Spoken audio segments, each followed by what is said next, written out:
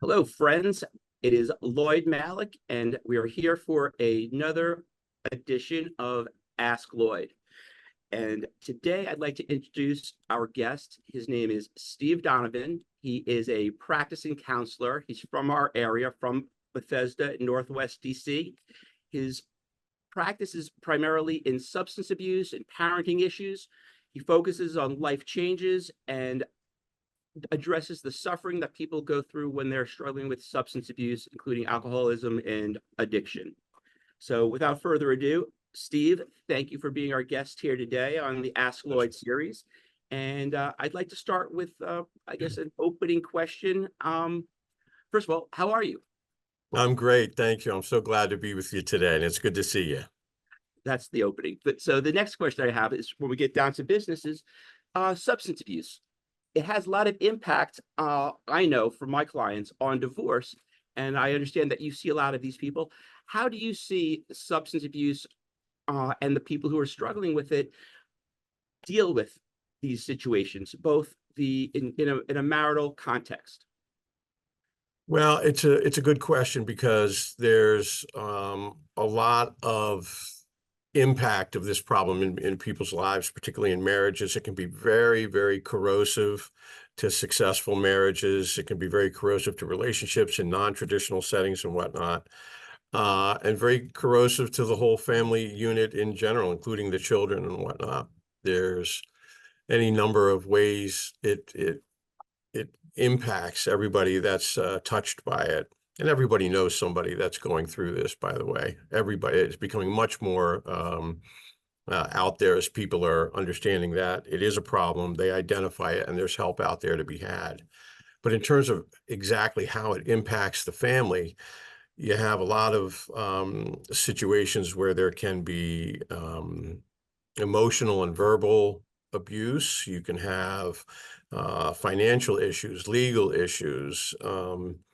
But fundamentally, when someone is struggling with addiction, and again, I want to emphasize people that are struggling with addiction are sick. They're not bad. They're just sick. A lot of their behavior looks bad, and that's why a lot of families really have strong reactions to people who are suffering with this.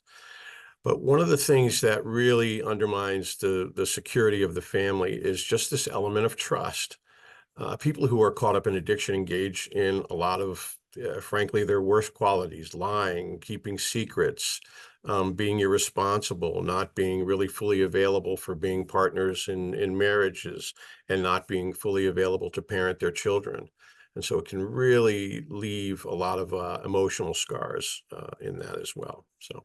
Right. And a lot of people who I see who come in here, for the most part, are either suffering from some type of addiction and not realize it, or are complaining about their spouse being unable to, I guess, fulfill their marital role, their level of irresponsibility. And there is still love. A lot of times there is still love between the parties, but the marriage seems to be on the rocks. Is there anything that you could recommend that you know about that could help before we get to the ultimate divorce court? Anything that we could do to intervene in advance to see if we could salvage these marriages? Well, I try to encourage all couples, I think, and I find a very common response in this is that if you get to the point where you feel like things are just unworkable and you need to go down the path of divorce, is that by the time you get to make that decision, you'd like to know and feel good about that you've tried everything you possibly could to make things work out. And that's where the work that I do can become very valuable. We run a little, I call it a light OP program, a light outpatient program for people who are trying to overcome their addictions. Sometimes inpatient treatment programs and other recommendation for outpatient treatment programs can be very onerous. Our time commitment is much smaller, which is why I call it a light OP. But the most important thing to helping people get past these issues is getting them some good therapy and other measures that we take to help support them making good, healthy choices and getting them back on the right track. We also offer opportunities for couples to come in and have counseling on when we remove addiction from a situation, often what we find is there are more basic issues between a married couple that can be worked out once we can sort of put the addiction to the side. Addiction winds up in many cases sort of becoming the catch-all for all the problems that are going on in the family and in a marriage. And so as often as that happens, it's often also not true. Usually it's perhaps symptomatic of other things in the marriage that are struggling, and we can get to those and help couples do that through couples counseling. We also can support family members by helping educate them about what's going on, how to support their loved ones if they're really trying to get better, and what kinds of boundaries to put in place to kind of keep the family healthy and safe. I think those are some of the major issues we deal with. And are there any particular resources such as clinics, inpatient group homes, things like that that are helpful if people are willing, of course? Do we have those resources available in the Yeah, community? a typical course of treatment would be for someone, traditionally when you think about inpatient treatment, rehab is often the term that's used for that. When someone is in the throes of addiction, the first thing you want to kind of identify, and I think, for the most part, when people are thinking about addiction, they're thinking about a substance, drugs, alcohol, and whatnot. Really, any behavior could be an addiction: gambling, food, shopping on Amazon, um, you know, I had another person who was addicted to buying music, you know. Pornography is one that comes up, fairly often. Yeah, yeah. So, being able to help them identify what that addiction is. If it's a substance, usually they'll need to go to an inpatient scenario if they're having trouble breaking the physical connection to their substance. And some people are in deep enough where the physiology is really what needs to be dealt with in that inpatient setting. Get some medication support, get separated from your drug of choice is a term that we use, and then after 28 days come out, and let's get right into doing the group and individual therapy work to help keep that moving in the right direction.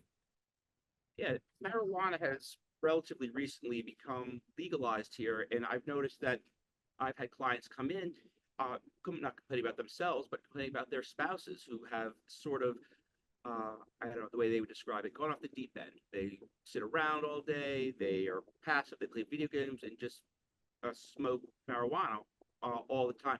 Are you seeing more of that? And is that the same as, say, the harder drugs or alcohol as far as treatment modalities, etc.?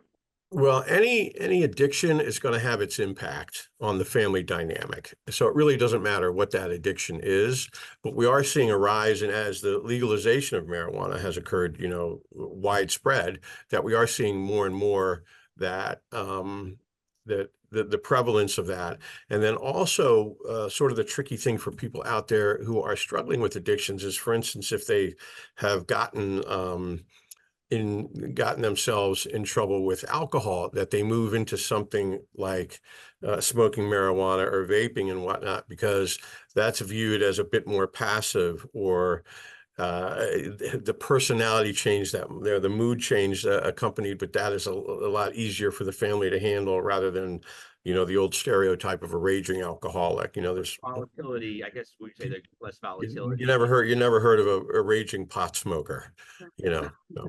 So a lot of the families that I see and who come to my my office have minor children, and we know that there's going to be some type of impact.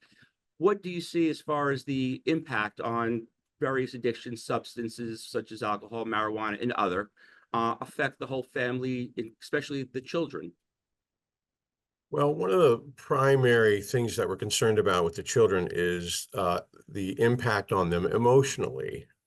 They find these circumstances to be challenging their view of whether or not they're loved by the parent that's struggling. Do they love their addiction more than they love me? And some, particularly for littler kids, some of these basic problems pop up. As the kids get a little bit older, in their teen years, you are concerned about what example is being set for them.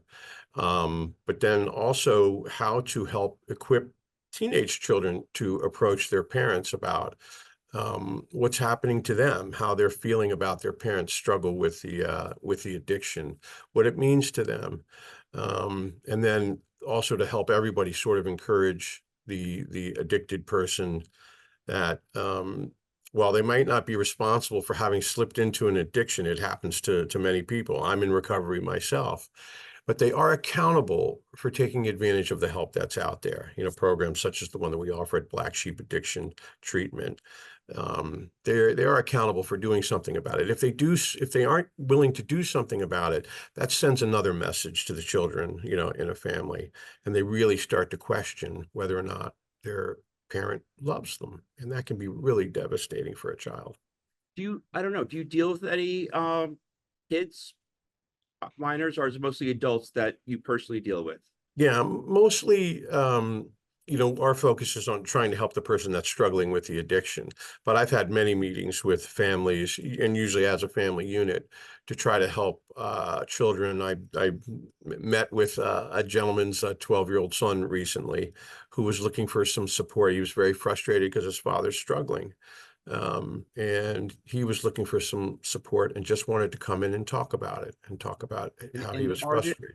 and are there support groups for the kids? In other words, if somebody who's watching this, is concerned about their child, and of course, in the context that their spouse is, in the throes of addiction, is there any resources that you could recommend for the younger set? Yeah, for teenagers in particular, I recommend something like Alateen, support groups that are comprised of people their age groups, their peer groups, so that they can, one of the things that helps most in a situation like that is if you can get in a situation where you understand you're not the only one. You're not the only one that's going through that. That can be very important. For littler children, I would really focus on going through the school counselors. They have tremendous resources that they could refer parents to for those kinds of things, and tends to be a little bit geographical too in terms of the availability. But there is a real need for it out there, and I think that's something that generally is a bit underserviced. People are very protective about what they expose their children to, and particularly the non-addicted parent is very leery, since the child has already been exposed to a number of negative factors, being very careful about what kind of help they are availing for their small children. And it's interesting. Sometimes I see cases where the person who I'm consulting with and the other side are both accusing the other ones of being addicted. You're the one who's the alcoholic. No, you're the one who's the alcoholic. So I see that. Do you find of the people who you're dealing with, I don't know if it's blame casting or shifting it to the other side or not taking responsibility? I mean, there can be some of that going on. Usually, there's strategies you can put in place. There's programs that'll provide breathalyzers that require, They have this thing, Sober Link, which is they install it in the cars, and what they do is there'll be they don't want their spouse to drive with their minor child because they're afraid they're going to be drunk, so they install essentially a breathalyzer, and you have to blow negative for alcohol before it will start. Yeah. So Yeah, and for instance, in our program, we do alcohol and drug testing as well. And what I emphasize to the people who are coming, we really are trying to help them get better. And the purpose of the drug testing is if it's required by court, or a spouse or a boss, really wants to see those that, hear from us that this is being addressed and that there's successfully, being tested. But also we offer it if it's not being required by a third party, that we offer to the person if it helps them make better choices for themselves, to kind of hold themselves accountable. And that way, if they know that they have to do a drug test when they're coming to group, for instance, it might help them, muster the strength to kind of push through a temptation or a triggering event where they might otherwise fall off. Right. And at Malik Law, we take a holistic approach to our clients. We understand that it's not just the divorce that is problematic in their lives, but it's one aspect of it. But there's other things, and usually there is. There have been many times where I've been able to give advice to my clients who could hear it. To, if you want to get a custody of your children, or you don't want to lose custody of your children, you got to do something. So, I'm always happy to refer any of my clients or anyone who calls to these resources. And it's just great to know, Steve, that you are in the community. And it's Black Sheep Addiction Treatment is the name of your group. BlackSheepAddictionTreatment.com. Look us up. And I just also want to say one other thing, Lloyd. We had discussed this off camera earlier. Is if you come to a place where you believe that the marriage has ended and that this is a factor in it,